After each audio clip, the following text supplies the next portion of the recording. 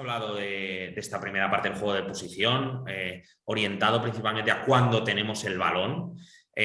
Quizás uno de los grandes olvidados últimamente del entrenamiento y del fútbol es cómo defender cuando no lo tenemos, ¿no? No solo a nivel individual, también a nivel colectivo. Hay jugadores con muchas deficiencias a la hora de defender, ya sean unos contra uno, defensa de área o situaciones colectivas de 2 o de 3 jugadores. Iniciando este bloque, ¿qué aspectos se debe potenciar a nivel individual para que un jugador mejore en esta faceta? Para un entrenador, ¿qué serían aquellos consejos que debería darle a un jugador para que mejore defensivamente y en cuáles debería poner más el foco? A ver, yo creo que el concepto más básico a nivel defensivo, básico no porque sea sencillo, ¿eh? A veces la gente dice, es que es muy básico. Bueno, pero básico no quiere decir sencillo, ¿no? Para mí el concepto fundamental, porque fundamental de fundamento no es las posiciones básicas defensivas, ¿no? Al final hay 3, simplemente, y son muy sencillas de entender y por consiguiente de trabajar. Se deben trabajar en todas las edades, ¿no? Y se debe hacer un reset en etapas cuando ya son adultos, de dedicarle un cierto tiempo a la semana, ¿no? O cada 2 o 3 semanas.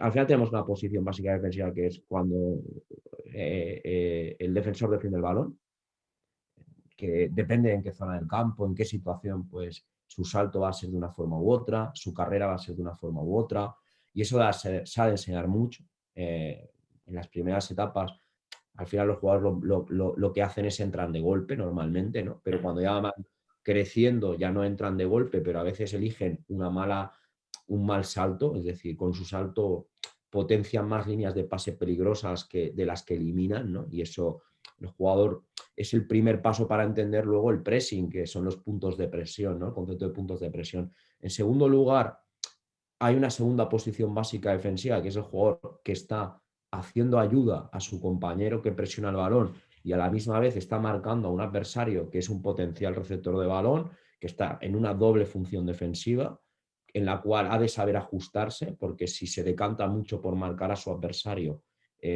puede ser eliminado, es decir, puede abrir una línea de pase peligrosa o puede no estar en disposición de ayudar al compañero suyo si es superado, y si ayuda demasiado, no va a llegar al acoso al receptor a su par, que puede ser receptor, ¿no? Y en tercer lugar, son aquellos jugadores que, entre comillas, podríamos llamar alejados, que están a más pases de intervenir en el juego, aunque esto es muy relativo porque si el Laterales balón, contrarios, por ejemplo, muchas por veces. ejemplo, un pivote alejado en la presión, un central, o sea, la línea defensiva cuando está en profundidad defendiendo, ¿no? Que tienen que tener siempre un control, todos los jugadores tienen que tener un control siempre de adversario balón, adversario balón todo el rato, ¿no? Y estar situados entre esa línea imaginaria entre pelota y portería, siempre tienen que estar así.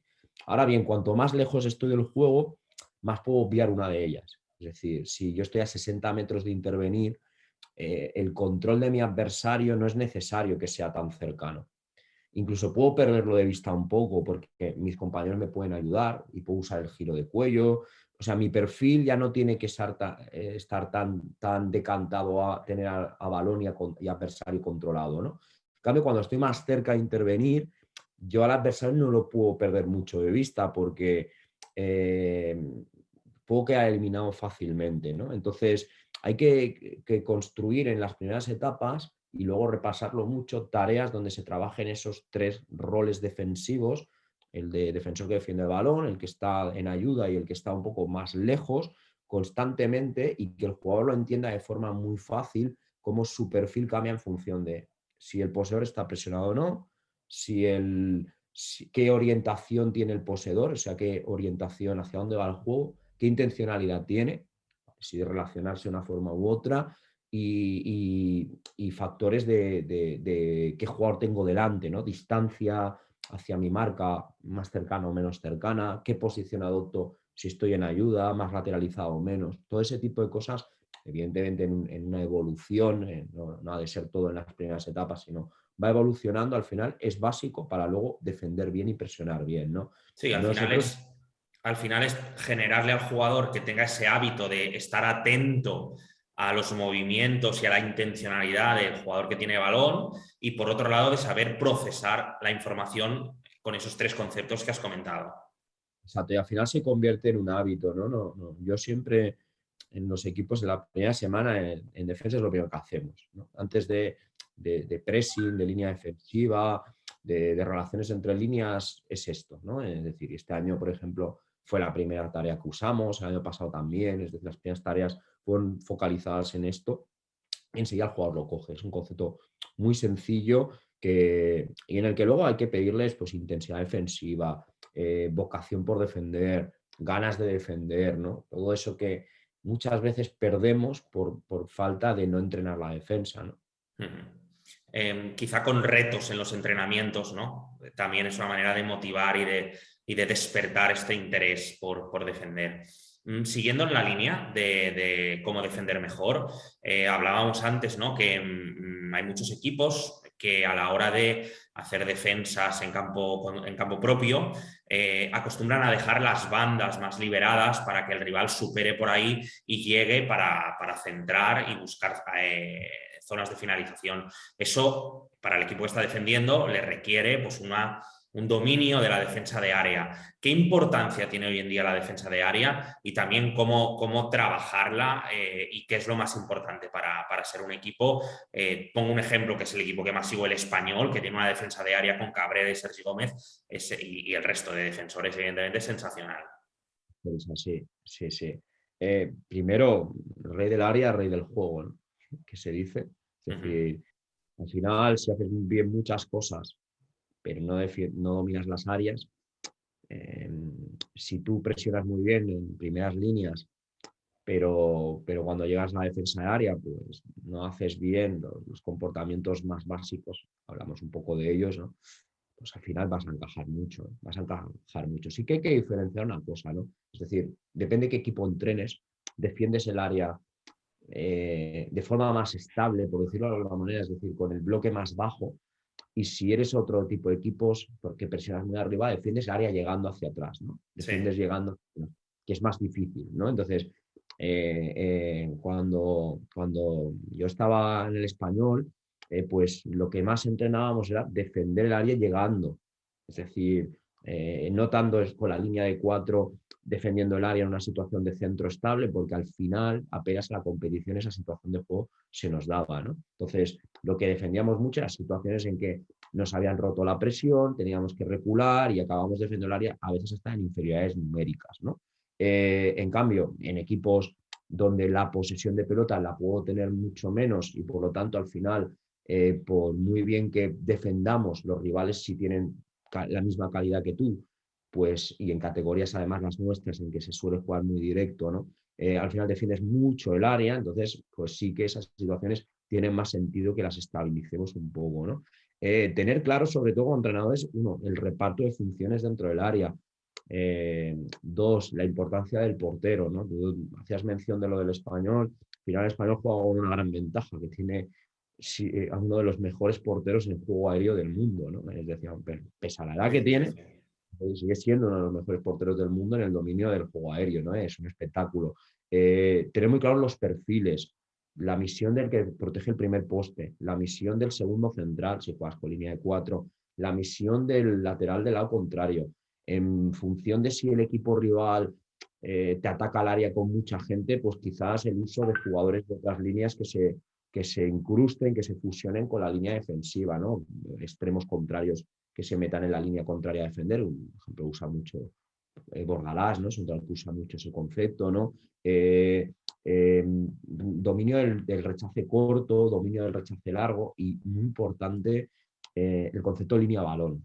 ¿Por qué? Porque muchas veces la tendencia a la línea defensiva cuando defiende el área, al margen de los errores que se cometen de malos perfiles Sí, corporales, son que vemos comunes. a todos apuntando con los dos pies al poseedor, ¿no? Al margen de ese error, que se da muchísimo, se da mucho un error que es el de no defender el punto de penalti. Al final, el punto de penalti, los equipos cada vez lo atacan mejor, la ocupación de espacios en el área, y entonces la tendencia de las defensas es irse es una tendencia a hundirse hacia tu portería, quitándole visibilidad y posibilidad de intervención al portero y no proteger ese punto de penalti, ¿no? Entonces, el concepto de línea balón en la defensa del centro que te dices, más o menos te vas manteniendo en línea el balón, estilo los equipos de Sarri, por ejemplo, ¿no? Cedes menos espacio dentro del área, te tragas mucho menos fintas y desmarques de segunda línea, porque al parar mucho la línea a la altura del centrador, pues el espacio que dejas es menor a tu espalda, el portero tiene más facilidad y más claridad para poder salir ahí e incluso pues eso te da la posibilidad de generar contragolpes, ¿no? A nivel de lo que tú decías de cómo entrenarlo, primero situaciones donde esté muy claro el reparto de funciones dentro del área. Segundo, muy importante, enseñar a defender el centro, porque al final todo empieza por saber defender el centro, porque joder, vemos muchísimos partidos en los que parece que los defensores laterales juegan a permitir el centro en vez de a evitarlo, ¿no? Es decir, con qué pie ataco, cómo le cierro su pierna, etcétera, etcétera. Todas tareas analíticas donde se defienda centro, pues se tienen que hacer, hay que Al hacerlas de final otra la solución más eficaz es que no haya centro, ¿no? Ese es Claro, yendo a lo exactamente. básico. Que vuelvan hacia detrás y luego, pues que evidentemente ese segundo centro o una posibilidad de tiro en la frontal del área también hay que saberlos defender, ¿no? Son acciones muy, muy específicas, muy concretas del juego que en rendimiento cuestan puntos, ¿no? En rendimiento cuestan puntos. En rendimiento, si te hacen muchos goles de fuera del área, de tiros de fuera del área, bueno, pues tienes que entrenarlo porque tienes un problema que te está costando puntos, ¿no? Y entonces no es una cuestión tanto ya de suerte, sino de que quizás entrenamos mucho lo colectivo, Claro. pero poco lo individual, ¿no? Entonces, en defensa, sobre todo lo individual, en ataque igual, ¿no? Pero en defensa tiene un valor fundamental que el jugador tenga dominio de lo individual, ¿no? No hay que ver a la pareja de moda para toda la historia, ¿no? Porque siempre están de moda, que son Bonucci y Chiellini, que son unos maestros de la defensa de área, ¿no? Uh-huh. Hablabas ahora de Sarri. Ponme algún otro ejemplo de equipo que domine a nivel defensivo algún concepto y que pueda servir de modelo para la gente que nos está escuchando. Uno de los equipos que mejor defiende el área en la Liga Española, yo creo que con diferencias, el Athletic de Bilbao. Es decir, reparten muy bien las funciones y además lo hacen siempre con la línea de cuatro, es decir, no meten nunca ningún jugador a ayudar a la línea de cuatro en el momento del centro, más que el pivote del lado donde el lateral defiende el centro que está para hacer una ayuda. El primer central siempre está en línea balón para atacar y despejar bien.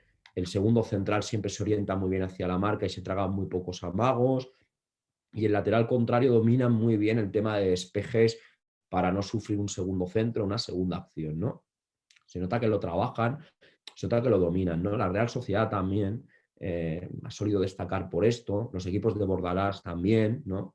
El Uh-huh. Español que tú decías también es un ejemplo de muy buena defensa del área desde lo individual, pero también desde el posicionamiento colectivo.